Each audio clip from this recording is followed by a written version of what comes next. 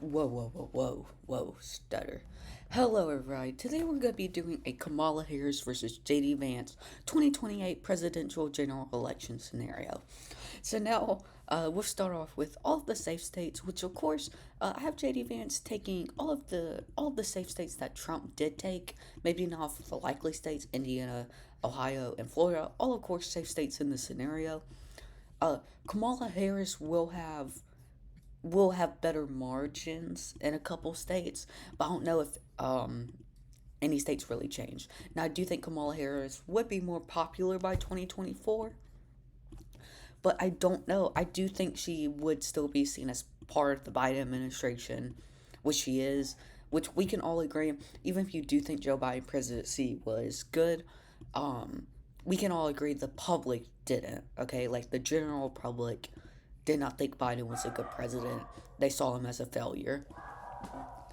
Um, we'll now move on to the likely states, which I do think. Now, a lot of this depends with Kamala Harris versus JD Vance. If Trump's presidency is worse than Joe Biden's presidency, Kamala Harris might have a slight win. But honestly, I think Trump's presidency will be even. Like people will see even with Biden presidency, if not just slightest bit better. I think maybe the only thing Biden had an upper hand on Trump, when comparing how the general public saw their presidencies, is Biden didn't have as much as I guess a mouth. Trump gets himself in trouble a lot with the stuff he says. We'll move on to likelies, which of course this is Church of Maine, and I do think Arizona is shifting Republican, but I don't. JD Vance doesn't have that Trump energy, so I don't think he would win it by the 6% Trump did, but by around maybe the 3 to 4%, around 3 to 4%. Kamala Harris and Pete Buttigieg would be able to win New Mexico, but also only by around 3 to 4%. Although she does gain in Virginia, New Jersey, and Minnesota, all winning those states by around 7%. She was also able to win New Hampshire by around 5%. Now, I do believe Georgia is a swing state that Kamala Harris can look forward to probably being able to win back. So I will have her winning Georgia by around 1%. Of course, I do have the Republicans taking North Carolina by around that 2% margin. Now, I could see Kamala taking Pennsylvania. Pennsylvania, very popular Democratic governor there, Josh Shapiro. But if Josh Shapiro isn't on the ticket, I do think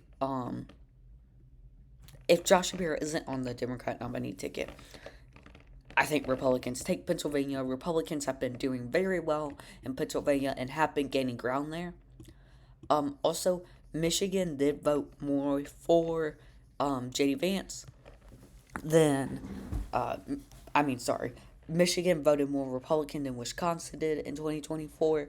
So honestly, I will have Michigan going to JD Vance by around 1%.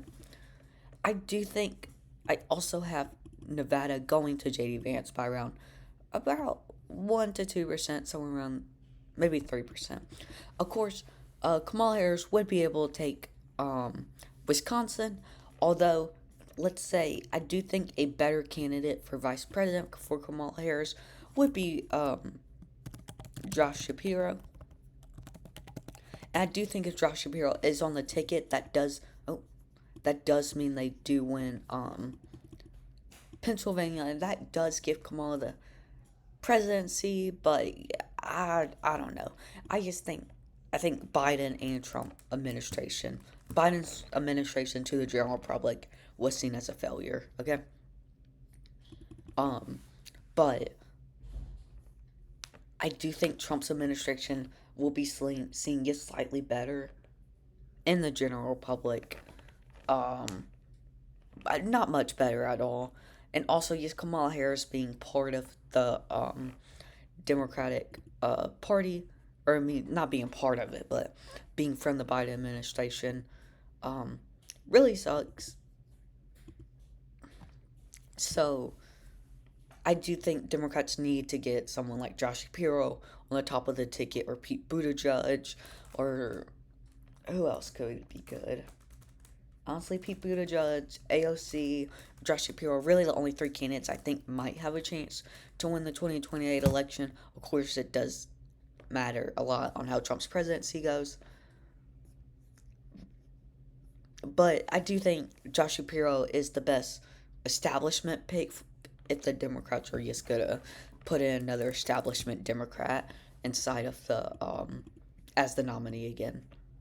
Am I missing anything? No? Okay. So, anyway, thank you all for watching, and,